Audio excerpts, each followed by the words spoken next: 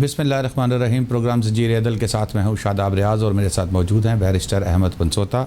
ناظرین، آج ہم سب سے پہلے بات کریں گے کہ پاکستان میں کمرشل کورٹس کے حوالے سے جو ہے آرڈیننس جاری کر دیا گیا. اس حوالے سے chief justice Lahore high court justice Qasim Khan صاحب جو ہیں وہ انہوں نے بھی احکامات جاری کر دیے ہیں. اب کمرشل کورٹس جو ہے وہ بنائی جائیں گی. کمرشل کورٹس کا کام کیا ہوگا، کس نوعیت کے مقدمات کی سماعت کریں گے، اور دنیا بھر میں کمرشل کورٹس کس طرح کام کرتی ہوئی ہیں یا نہیں کرتی، اس حوالے سے بیرسٹر صاحب سے ہم رہنمائی حاصل کریں گے. بیرسٹر صاحب، سب سے پہلے تو یہ بتائیے گا کہ کمرشل کورٹس کیا ہے. کمرشل کورٹ شاداب صاحب، جو کمرشل کورٹس ہیں یہ انفیکٹ پاکستان میں فار دا فرسٹ ٹائم اب کمرشل کورٹس آرڈیننس آیا ہے، اور اس کمرشل کورٹس آرڈیننس کے تحت ایک پراپر کمرشل کورٹس کا جو قیام ہے وہ بیسکلی عمل میں لایا گیا ہے. اچھا، اس کی تھوڑی سی پہلے ہسٹری بتانا ضروری ہے کہ پاکستان میں اس ٹائپ کی کورٹس جو ہیں وہ کبھی نہیں بنائی گئی. 1958 میں غالباً ایک امپورٹ کے ریلیٹڈ لا تھا، اس میں بھی ایک بیوروکریٹ بیٹھتا تھا، ایک جج بیٹھتا تھا، لیکن it was nothing close to a commercial court. اس کے بعد کمرشل کورٹس اس وقت چیف جسٹس صاحب کے احکامات سے جو سول ججز ہیں ان کے اندر ڈیزگنیٹڈ ہیں پنجاب میں تھرو آؤٹ، اور اس کو لک آفٹر کر رہے ہیں جسٹس شاہد کریم صاحب اور جسٹس جواد حسن صاحب.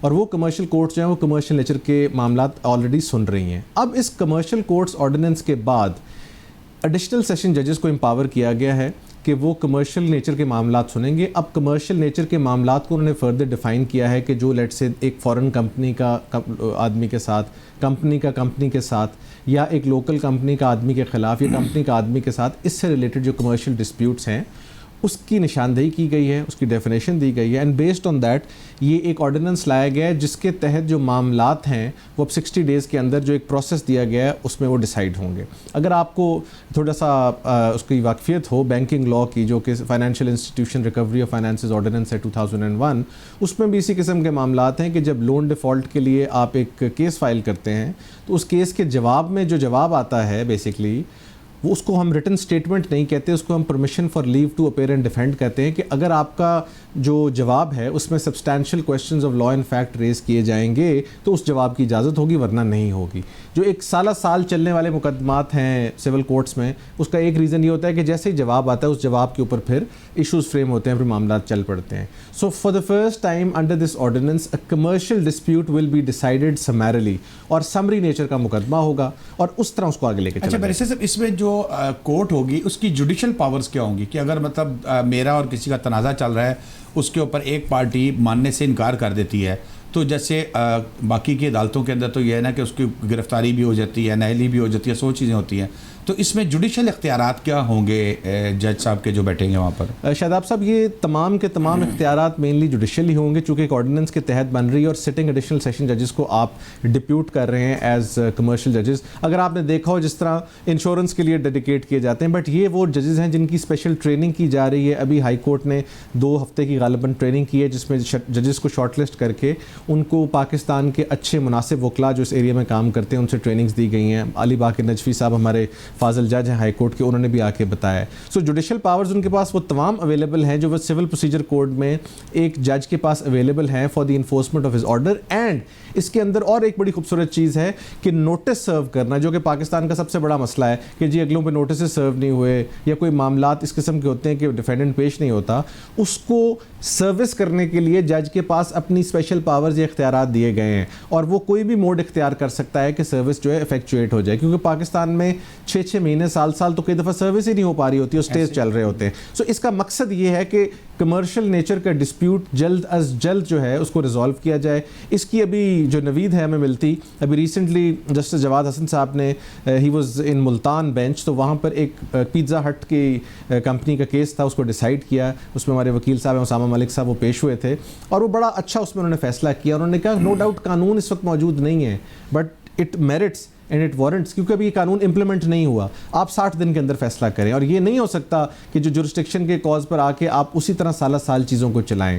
اب اگلی جو ایک چیز امپورٹنٹ اس میں سے نکلتی ہے وہ یہ ہے کہ یہ قانون کب عمل میں آئے گا, اس کے بعد اس کا سیکریٹریٹ کب بنے گا, ان کے لیے تمام چیزیں علیحدہ ڈیزگنیٹ کرنی پڑیں گی.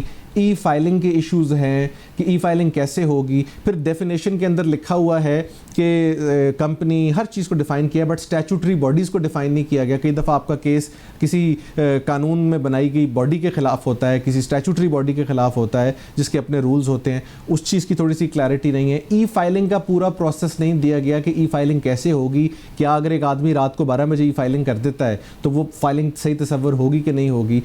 اس طرح کی بہت ساری چھوٹی چھوٹی چیزیں ہیں جو اس آرڈیننس میں ابھی بہت زیادہ اس کی ایک ڈیپتھ میں جانے کی ضرورت ہے, اور اس کی implementation is not going to be an easy task, but yes ہمیں اس کا کریڈٹ ہماری لاہور ہائی کورٹ کو دینا پڑے گا کہ دے فیلٹ دا نیڈ کہ ایک کمرشل کورٹس ہونا بہت ضروری ہے. ایونچولی آرڈیننس آیا, اس آرڈیننس کی اندر 2-3 پارٹیز کو کریڈٹ دینا بہت ضروری ہے, لاہور ہائی کورٹ, اور لاہور ہائی کورٹ میں بھی 2 ججز بالخصوص جسٹس جواد حسن اور جسٹس شاہد کریم, پھر آگے ایز آف ڈوئنگ بزنس جو ہمارا پنجاب گورنمنٹ کا ڈپارٹمنٹ ہے, اور ورلڈ بینک. یہ ان سب کی جسے کہتے ہیں جوائنٹ ایفرٹ ہے, اس کی کاوش ہے, جس کے بعد یہ کمرشل کورٹس کا آرڈیننس کا قیام یہ مجھے بتائیں عمل میں آیا. پاکستان میں کمرشل کورٹس بن رہی ہیں, دنیا کے دیگر ممالک کے اندر جو اس طرح کے معاملات ہوتے ہیں ان کو سارٹ آؤٹ کرنے کے لیے نارمل کورٹس ہی کیسز لیتی ہیں یا اس میں بھی کمرشل کورٹس جو ہے بنائی گئی ہیں؟ شاداب صاحب, جو اسپیشل لاز ہوتے ہیں پوری دنیا میں ایگزسٹ کرتے ہیں, اور جو کمرشل کورٹس ہیں جس ٹائپ کی کمرشل کورٹس ماڈل بنایا جا رہا ہے اب دنیا کے بیشتر ممالک میں یہ ایگزسٹ کرتی ہیں. دیکھیں, کسی بھی سبجیکٹ کو اگر آپ نے امپورٹنس دینی ہوتی ہے تو آپ کو اسپیشل لاز کے لیے لانا پڑتا ہے, اور دوسری اس کی ایک یہ بات ہوتی ہے کہ آپ کا جو جنرل لا ہے وہ شاید اتنا افیکٹو نہیں ہے ان ڈسپینسنگ جسٹس, اور اس کی وجہ سے پھر آپ کو اسپیشل لا لانے پڑتے ہیں. اب اگر آپ پاکستان میں دیکھیں, اینٹی ٹیررزم پر اسپیشل لا ہے, اینٹی منی لانڈرنگ پر اسپیشل لا ہے, financial institution recovery of finances ordinance ہے, پھر آپ کا جو offences in respect of bank special courts ordinance ہے 1984, اینڈ بے تحاشا میں آپ کو گنا سکتا ہوں. ان تمام قوانین کا مقصد ہے کہ ایک ایریا آف لا کو اٹھا کے اس کے اوپر اسپیشل ایمفسس دینا تاکہ اس کے معاملات جلد از جلد حل ہوں. اسپیشل لا ایز ان اسپیشل ٹریٹمنٹ دینا اس کو. سملرلی جو کمرشل نیچر کے مقدمات تھے, اگر آپ سول کورٹس میں جائیں پاکستان کی تمام, لیکن یہ تو پنجاب سے چونکہ ریلیٹ کرتا ہے, تو سول کورٹ جانے کا مطلب ہے اگلے 7 سے 8 سال.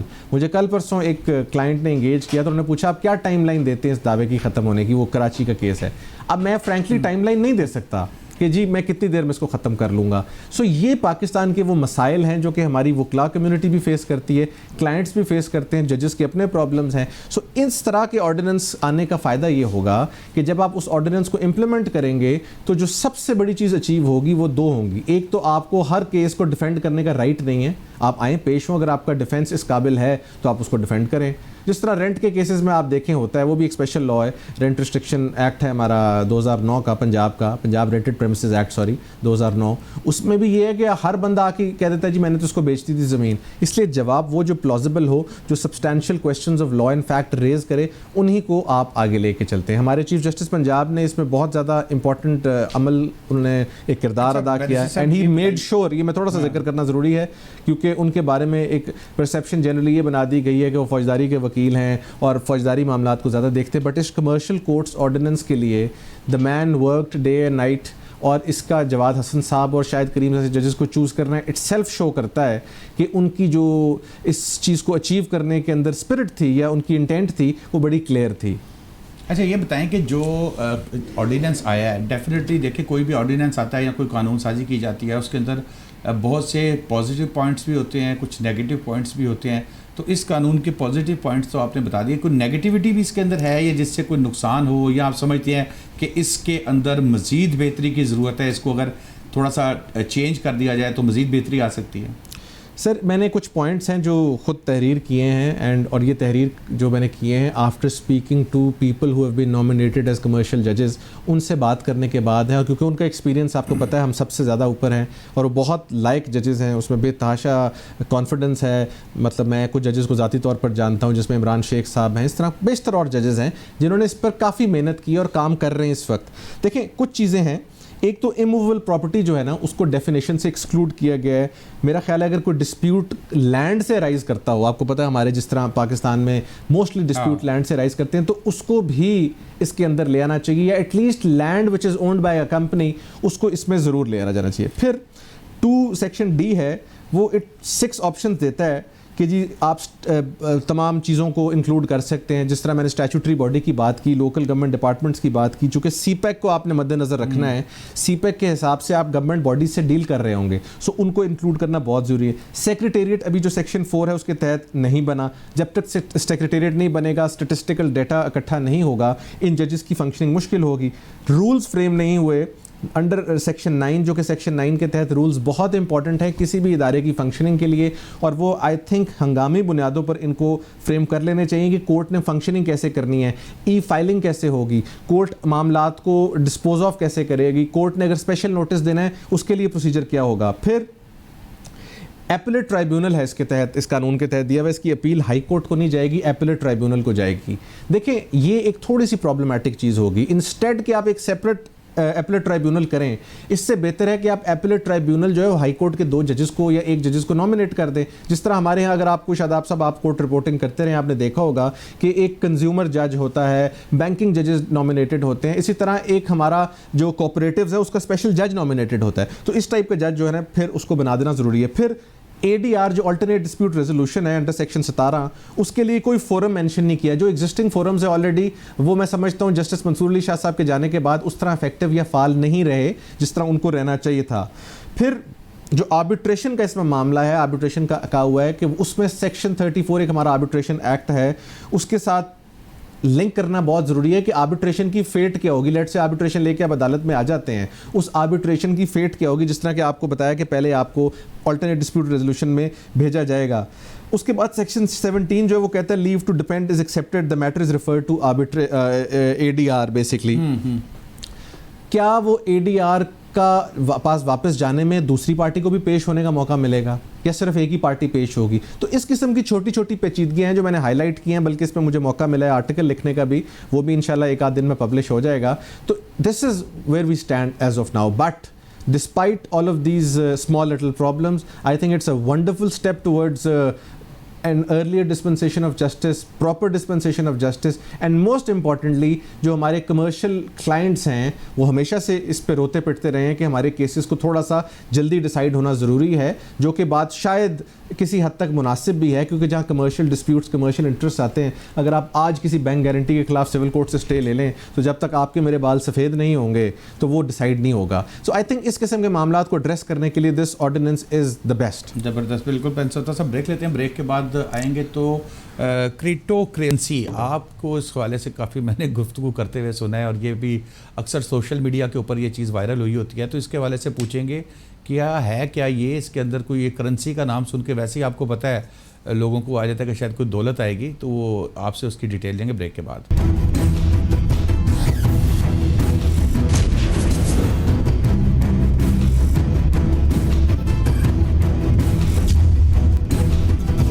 ویلکم بیک ناظرین. جی بیرسٹر صاحب, یہ کریپٹو کرنسی کیا ہے؟ یہ آج کل بہت زیادہ اس کا سوشل میڈیا کے اوپر سن رہے ہیں, اور آپ کو بھی اس پہ گفتگو کرتے ہوئے سنا ہے. شاداب صاحب, جس طرح ورلڈ ایکسپینڈ کر رہا ہے, جس طرح ورلڈ آگے کی طرف جا رہا ہے, اسی طرح ہر جو ڈائمنشن ہے اس میں جدید پن آ رہا ہے, اس میں جدت آ رہی ہے, اس میں نئے معاملات آگے لے کے چل رہے ہیں.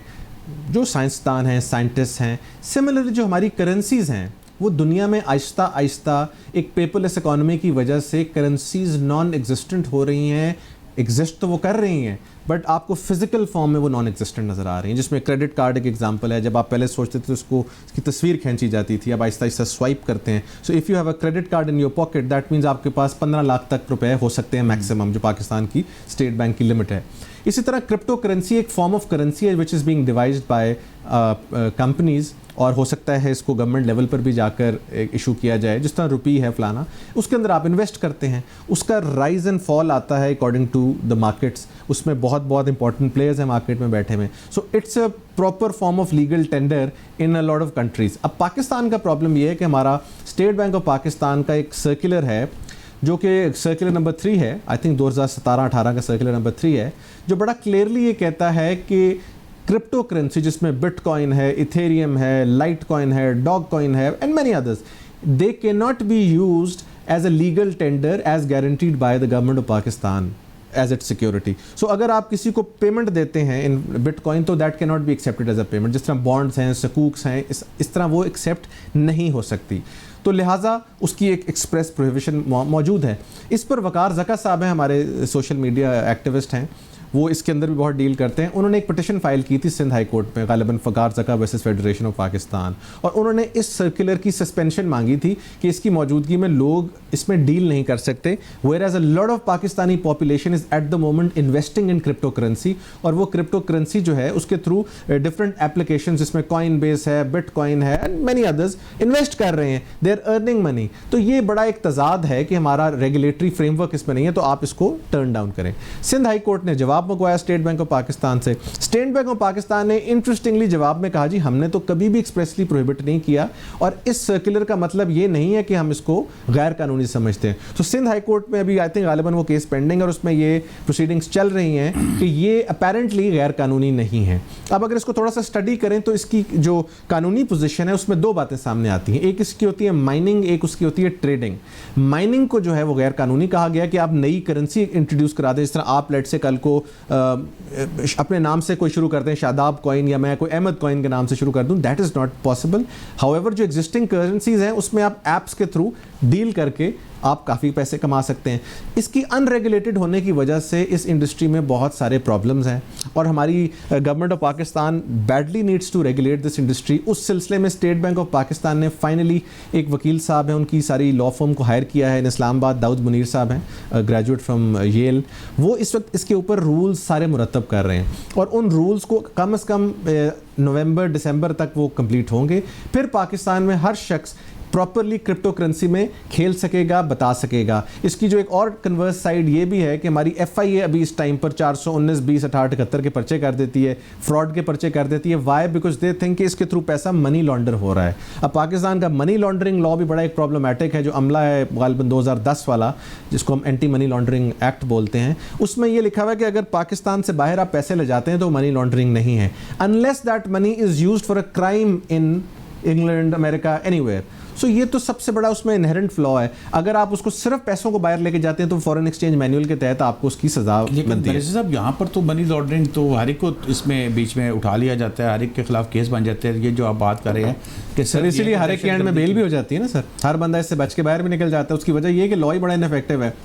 ملک سے پیسے باہر لے جانا شوڈ بی این offense. وہ کس کام کے لیے آگے استعمال ہوتے ہیں وہ تو غلط نہیں ہے. اگر آپ جا ہی غلط طریقے سے رہے ہیں, that should also be made part of money laundering, instead کہ فورن ایکسچینج مینول میں ایک فائن دے کے آپ اس کو ریگولیٹ کر لیں. یعنی کہ آپ 2-3 ارب پاکستان سے کرپشن کا لے جائیں, باہر جا کے کہیں جی فائن دے کے تو اس کو ریگولیٹ کر لو. تو پھر آپ کو اس کے لیے سزا ڈھونڈنی پڑتی ہے, کوئی اس کے لیے جرم ان پر بتانا پڑتا ہے کہ پاکستان میں یہ پیسہ کرپشن کے لیے استعمال ہوا تو لہٰذا باہر لے کے گئے. سمپلی اگر ایک آدمی 3 ارب روپیہ وداؤٹ بینکنگ چینلز باہر لے جا رہا ہے, he should be held accountable for that, even if اس کا وہ جائز ارنڈ پیسہ ہے. Why is he avoiding duty taxes on that money? So اس حساب سے, اس اینگل سے اگر آپ اس کو دیکھیں تو اس میں کافی زیادہ جدت ابھی آئے گی. اور in the probably in the next 5 to 7 years آپ دیکھیں گے کہ ہر طرح کی جو اکانومی ہے اس میں یہ پیپر لیس اکانومی ہو جائے گی, اور آپ کو اس قسم کی کرنسیز نظر نہیں آئیں گی, اور یہ بٹ کوائن وغیرہ ٹائپ چیزیں جو ہیں یہ دے ول ٹیک پریسیڈنس. تو بیرسٹر صاحب یہ بیسکلی یہ جو کرنسی ہے یہ کہاں سے اسٹارٹ کہاں سے ہوئی؟ شاداب صاحب اس کرنسی کا جو آغاز ہے mainly this was I believe China اور امریکہ میں سائملٹینیسلی یہ کام شروع ہوا تھا. چائنا اس وقت اس کے اوپر بڑی اسٹرکٹ وہ انفورسمنٹ کر رہا ہے, بلکہ جو one of the world's largest minings جو ہیں اس میں وہ بھی چائنا کی ہیں, بٹ اس پہ انفورسمنٹ بہت سخت کر رہا ہے, جس کی وجہ سے آج کل اس میں ڈپ آیا ہوا ہے. امریکہ میں بہت سارے لوگ اس میں ڈیل کر رہے ہیں, بلکہ بہت مشہور آدمی ہیں ایلون مسک جو اس کے مالک ہیں ٹیسلا کے, وہ تو جب ٹویٹ کرتے ہیں تو اس کے ٹرینڈز بھی اوپر نیچے ہو جاتے ہیں, وچ از وائی کیونکہ وہ ان ریگولیٹڈ سیکٹر ہے اس وقت زیادہ تر دنیا میں. ہیں ریگولیشنز پر اس طرح سے نہیں جس طرح باقی کرنسیز کو کرتے ہیں, تو لوگ اس کا فائدہ بھی اٹھاتے ہیں. مثلا ایلون مسک صاحب کا اگزامپل یہ ہے کہ انہوں نے ایک دفعہ ٹویٹ کی, صبح صرف کوائن لکھا تو رات تک بٹ کوائن بڑھ گیا ہوا تھا.